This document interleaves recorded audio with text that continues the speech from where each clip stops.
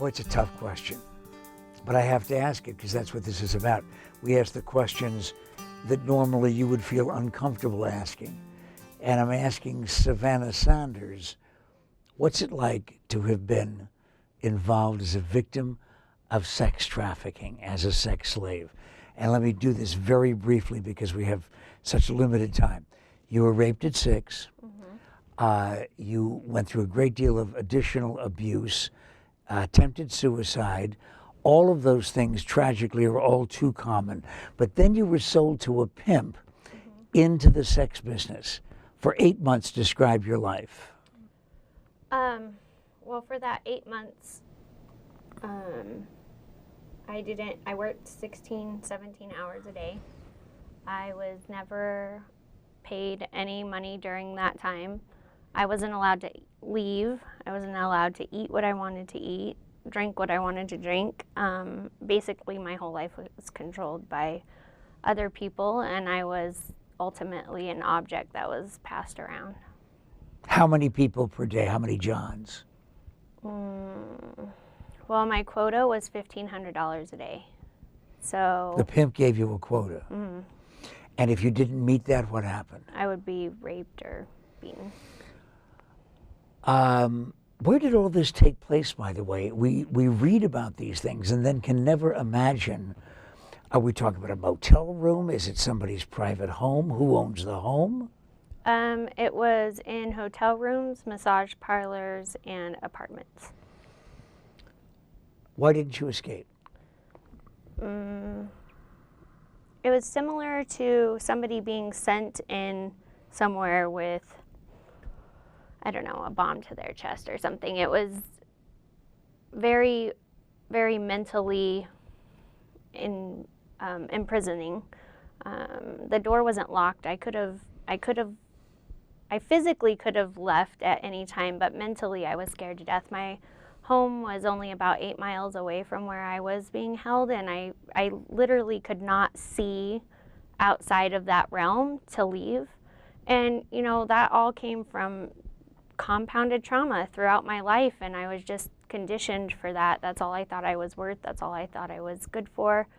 And I didn't think I could be anything else, and I didn't think that I would even make it to 18 or 19. I just thought, like, making it through the day was a huge thing, so I wasn't really thinking outside of that realm. How did you leave? It started getting investigated by the police, and they got tipped off, and they didn't want to get caught with product under 18. And then, as if that wasn't enough, And then you got seriously involved in the drug world. Yeah, after that, to deal with all of that trauma, and I was using on and off prior to that too, but I definitely got really bad after that and was homeless for a year, and, you know, living in alleyways and benches and stealing abandoned cars and trying to survive. It was, I was 76 pounds at that point, so. At what age? 18. Right now there are people in our audience saying, enough. Wait, enough of the bad news. The good news is? I'm awesome. No, I'm just joking.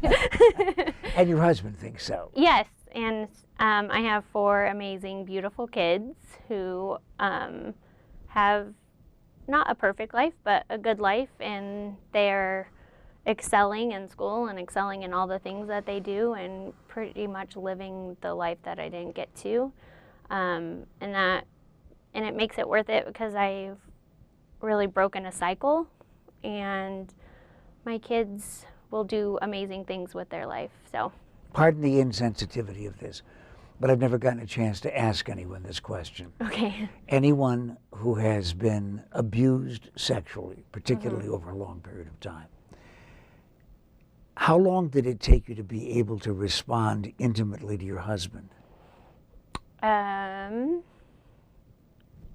For me, it was